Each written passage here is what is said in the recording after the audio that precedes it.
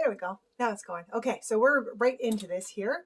I did a little bit of prep work because you don't want to watch me in dead airspace. I don't have a lot to talk about. So we have some hamburger. I have about 2 pounds here because I wanted enough to fill this pan. And the great thing about this pan is that it can go in the oven. So this is another one of those one dish meals. If you have an oven proof frying pan, 1 pot. Otherwise you'd have to transfer it, but that's not really that hard. So we have about halfway cooked our ground beef here. And at this point, we'll add in onions and garlic. I did the garlic first. I said onions and garlic and then did garlic and onions. But it's whatever, right? My brain needs to correct those things. Okay, onions and garlic. And at this point, we also don't need to make sure that it's like really super cooked because it's going to go in the oven at the end. So everything gets to finish up in there. We just kind of stir them around, get them started. Onions and garlic and beef. And then what are we going to add? Salt and pepper. That's right. We'll add a little bit of salt.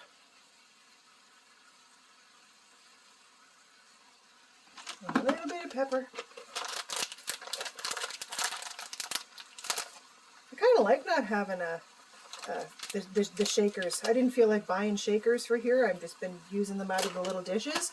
And I get to control exactly how much and see how much is going in there. I have an onion on the stove. We're getting rid of that. Salt and pepper. And then, oh man, I got things escaping all over the place. I'm eating that one. It was cooked.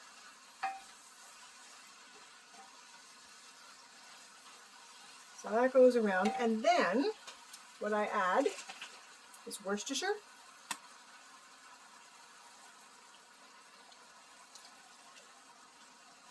I have no idea how much that is. A good sprinkle all the way around. It's probably about 2 tablespoons worth. We'll give that a stir. And normally in the official shepherd's pie recipes, it calls for tomato paste to go in here. And I just think that's weird. That's weird in my brain, and I don't want to do that. I never have, so this is the way that my kids' mummy has always liked it, and this is actually her request.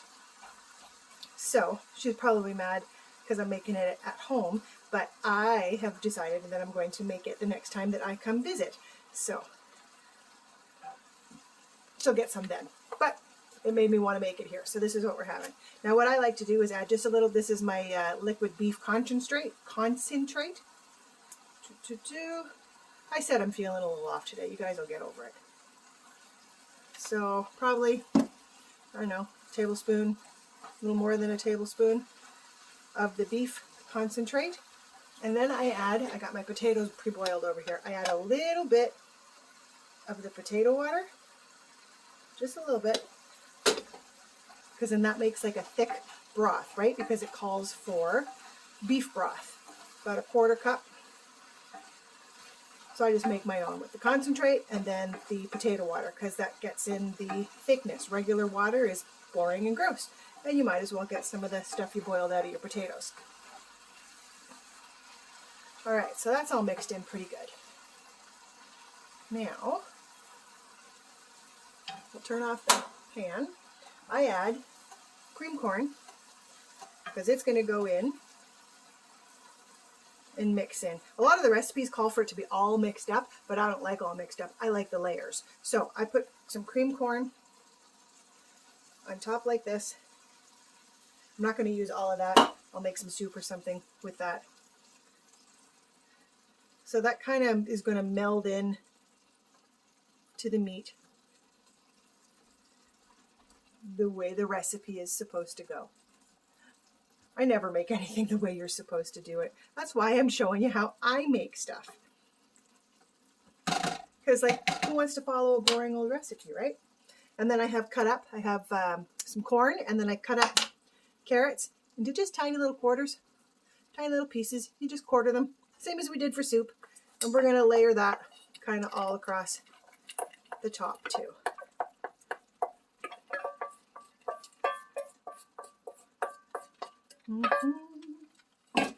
So we spread that out like that, nice and even. I'm all about making things even. All right, now, is that good? Yeah, we'll switcheroo here. I'll move this over for a second and I'll show you our potatoes. Now, did we get all the water out of there? We got most of it. I'm just going to drain this real quick because we don't want that in there. There we go. Okay, now to our potatoes, we're going to add a big chunk of butter. It's about 1.5 tablespoons. It's not butter, it's margarine. Butter's expensive. Butter's for baking. So we have that.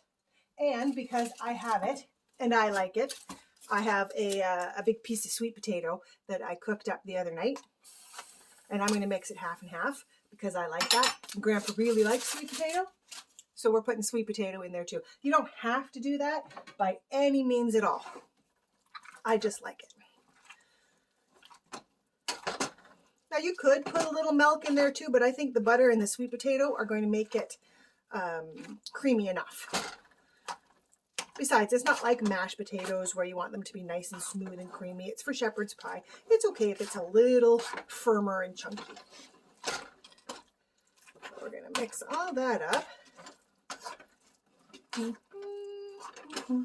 And then I'm going to add in cheese because cheese makes everything wonderful. So we're just going to grate up some cheese.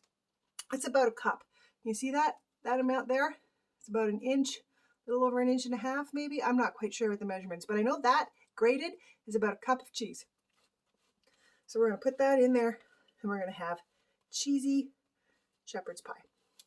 Now, when my kids were little, I would decorate the top all different ways. I was always trying to make it fun and make little patterns and stuff.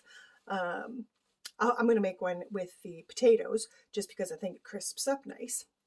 But I would put different vegetables on top to try to make little patterns and try to make it fun and pretty. I think I'm all about making food pretty.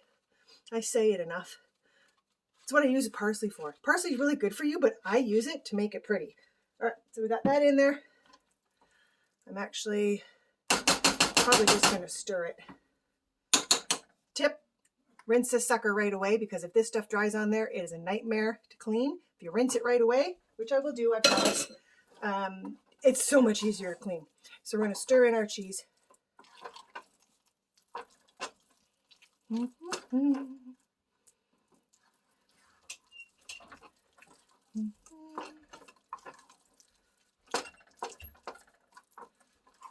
That's pretty good and mixed up.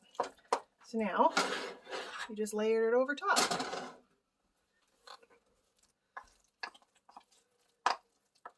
Kind of right to the edges. You're going to want to spread that out. I'm going to leave that for Chet to clean up because he'll love that. He loves helping. And put that right out to the edges.